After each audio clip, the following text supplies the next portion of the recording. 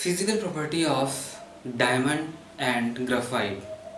Physical property of diamond and graphite depend upon their structure, and by structure wise diamond and graphite are very different. Diamond have a rigid structure of tetrahedron whereas graphite do not. That's why diamond is very hard whereas graphite is soft. Let's see the structure of diamond. In diamond, each carbon atom is surrounded by 4 carbon atoms arranged in such a way that a vertices of a tetrahedron, and this structure provide a very rigid property to the structure of a diamond, and that's why diamonds are very hard and they are the hardest known material on the earth. So here we can explain the structure. Physical property of a diamond depend upon the physical property of diamond and graphite are entirely different. The different physical property of diamond and graphite arises because of different arrangement of carbon atom in them. Diamond और graphite दोनों की physical property बहुत ही अलग है। वो इसलिए क्योंकि उसमें जो कार्बन एटम का अरेंजमेंट है, व्यवस्था है, वो बिल्कुल अलग है। जहाँ डायमंड का हम स्ट्रक्चर देखें तो each carbon atom in diamond crystal linked to carbon atom by strong covalent bond. ये हम जानते हैं कि जो कार्बन है एक दूसरे से कोवेलेंट बॉन्ड से बॉन्डेड रहता है, तो डायमंड में भी ईच कार्बन एटम जो है वो कोवेलेंट बॉन्ड से बॉन्डेड है। The 4 surrounding carbon atom are the 4 vertices of a regular tetrahedron. Diamond में एक कार्बन के चारों तरफ जो कार्बन लगे हुए हैं वो इस तरह से अरेंज्ड हैं जैसे टेट्राहेड्रन के 4 कोने हों। This structure provide a diamond very rigid, and this tetrahedron structure of a diamond arrangement of carbon provided very rigidity, and because of this rigidity diamond is very hard. इस structure के कारण diamond को बहुत ही hardness का एक स्वरूप मिलता है। इसको हम समझ सकते हैं। यहाँ पे ये जो structure है, एक कार्बन के साथ ये कार्बन जो है अलग अलग 4, ये इस तरह से ये जो है एक टेट्राहेड्रन स्ट्रक्चर बना है। 1 2 3 4, एक कार्बन इस 4 कार्बन से जुड़े हुए, तो ये इसके टेट्राहेड्रन स्ट्रक्चर बनते हैं। इसको हम मॉडल से इस प्रकार देख सकते हैं। ये डायमंड का मॉडल जिसमें ये कार्बन, एक कार्बन इससे, दूसरा, तीसरा और इधर ये चौथे कार्बन से। ये कार्बन 4 कार्बन से जुड़े हुए हैं, पहला, दूसरा, तीसरा और ये चौथा।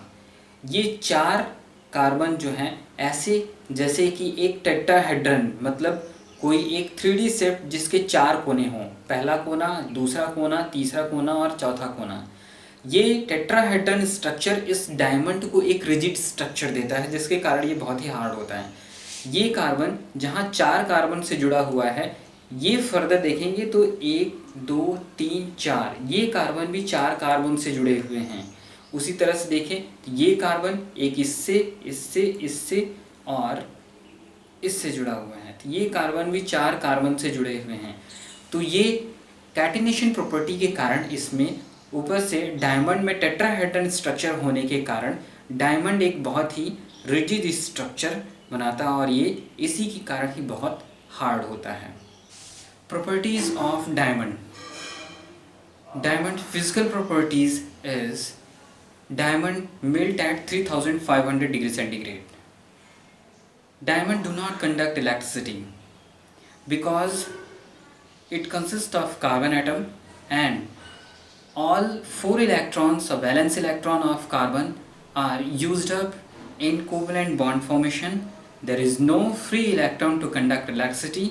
That's why a carbon do not conduct electricity. हीरा अगर देखें तो यह इसका जो पिघलने की अवस्था है वो 3500 डिग्री सेंटीग्रेड पर ये पिघल जाता है। हीरा विद्युत को प्रवाहित नहीं करता है। ऐसा इसलिए हीरा कार्बन का बना हुआ है। कार्बन के जो 4 वैलेंस इलेक्ट्रॉन होते हैं वह एक दूसरे से बंद होकर एक टेट्राहेड्रल स्ट्रक्चर बनाते हैं।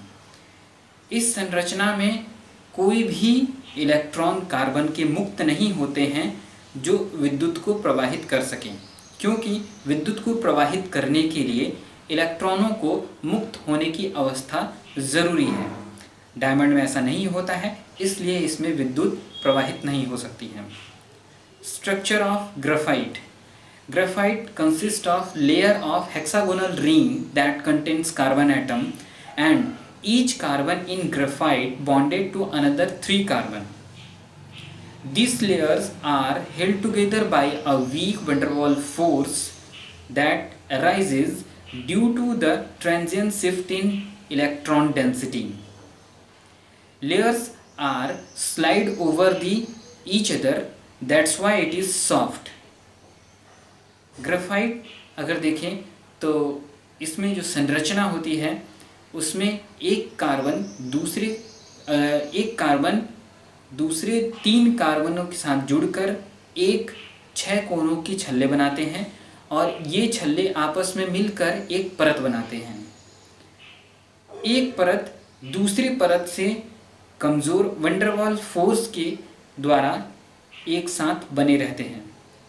वैन डर वाल्स फोर्स ये कमज़ोर फोर्स है जिसके कारण ग्रेफाइट क्रिस्टल की एक परत दूसरी परत के ऊपर आसानी से फिसल जाती है। इसी के ही कारण ग्रेफाइट एक सॉफ्ट पदार्थ है, एक मुलायम पदार्थ है। यहाँ पे हम संरचना को देख सकते हैं। ग्रेफाइट का एक लेयर जो है, यहाँ पे ग्रेफाइट का ये कार्बन है, ये कार्बन से ये 6 कोनों का छल्ला बनता है और ये छल्ला जो है एक परत बनाते हैं। एक परत दूसरे परत से वैन डर वाल्स फोर्स से जुड़े रहते हैं। ये फोर्स इतना कमज़ोर रहता है कि एक परत दूसरे की परत के ऊपर फिसल जाता है और इसी के ही कारण ग्रेफाइट एक मुलायम पदार्थ होता है। इसको हम मॉडल से भी समझा सकते हैं। ये एक ग्रेफाइट का कार्बन एटम से जुड़ा 6 कोनों का छल्ला है। This is the layer of graphite crystals formed by the 6 carbon atom and it look like flat like this. It's a flat. This make a one layer, below this another layer, and one layer and another layer are held together by a van der Waals force that result of the shift in electron density. Graphite की इस 6 कोनों वाले छल्ले को दिखा सकते हैं। एक कार्बन 2 3 4 5 6, इन 6 कार्बन से हेक्सागोनल षटकोण है। ये षटकोणों का बना षटकोण है जिसमें ये कार्बन 6 कोनों को दर्शाते हैं, आपस में एक दूसरे से कोवलेंट बॉन्ड से जुड़े हुए हैं जिसके कारण एक मजबूत बॉन्ड है। और ये एक परत है दूसरी परत से जुड़ी रहती है। वैन डर वाल्स फोर्स के कारण एक परत दूसरी परत के ऊपर आसानी से फिसल जाती है, इसीलिए ग्रेफाइट एक मुलायम पदार्थ होता है। ग्रेफाइट की अगर संरचना देखें तो एक कार्बन 3 कार्बन से जुड़ा होता है। तो यहाँ पे ये एक कार्बन है दूसरे 3 कार्बन से जुड़ा हुआ है। उसी तरह से ये कार्बन दूसरे 3 कार्बन से जुड़े हुए हैं। इसी तरह से ये आपस में एक दूसरे से जुड़े रहकर एक 6 कोनों का रिंग षटकोण बनाते हैं और आपस में ये षटकोण जुड़कर एक परत बनाते हैं। इसी तरह से कई परतें होती हैं और हर परत एक दूसरी परत से वैन डर वाल्स फोर्स से जुड़ा हुआ रहता है। Graphites are good conductor of electricity.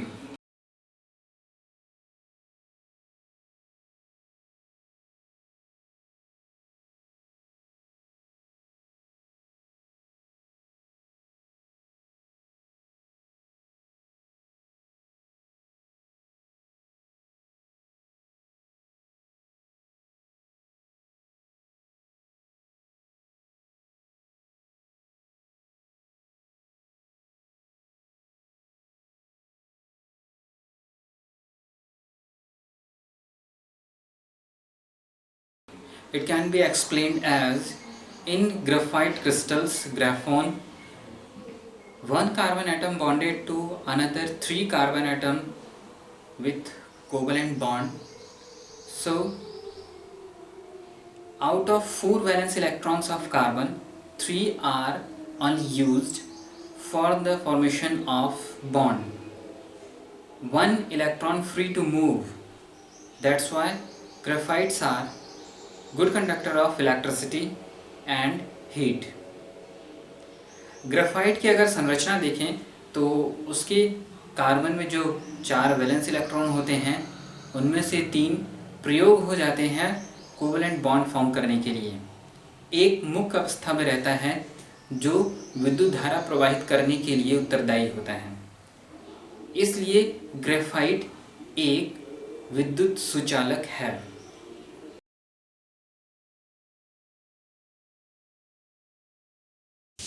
Diamond are used in cutting instrument like glass cutter, saw for cutting marble, and rock drilling equipments.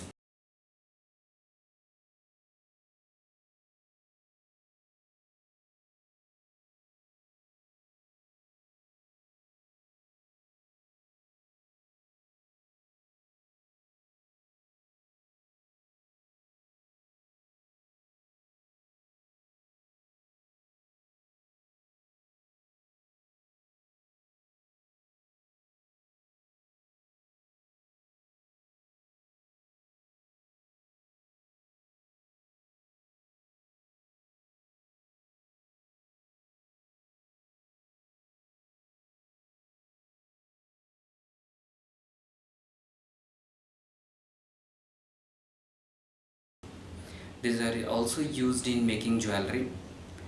Artificial diamond. Artificial diamonds are generally prepared by applying high pressure and temperature to pure carbon. These pressure may be of 5 GPa, 5 gigapascal, and temperature of 1500 degree centigrade that convert pure carbon into artificial diamond. हीरे के प्रयोग जो है काटने के जितने भी instrument होते हैं उसमें प्रयोग किया जाता है।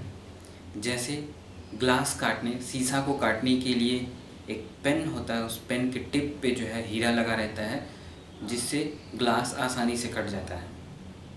इसके अलावा यह पत्थरों को काटने के लिए, जैसे मार्बल को काटने के लिए जो सॉ यानी आरी प्रयोग किया जाता है उसके टिप पे डायमंड लगा रहता है और वह इस मार्बल को काटने के लिए प्रयोग में आता है। इसके साथ ही साथ ये रॉक्स में, पत्थरों में ड्रिल करने के लिए, छेदा करने के लिए उसके टिप पे, ड्रिलिंग मशीन के टिप पे लगा रहता है जिसमें पत्थरों से आसानी से छेदा किया जा सकता है। इसके साथ ही साथ ये ज्वेलरी मतलब हीरो का हार बनाने के काम में आता है। आर्टिफिशियल डायमंड, मानव द्वारा निर्मित हीरे। मानव द्वारा निर्मित हीरे बनाने के लिए प्योर एकदम शुद्ध कार्बन को 5 GPa, 5 गीगापास्कल का उस पर प्रेशर यानी भार दिया जाता है। साथ ही साथ तापमान 1500 डिग्री सेंटीग्रेड रखा जाता है जिस पर यह शुद्ध कार्बन डायमंड में बदल जाता है।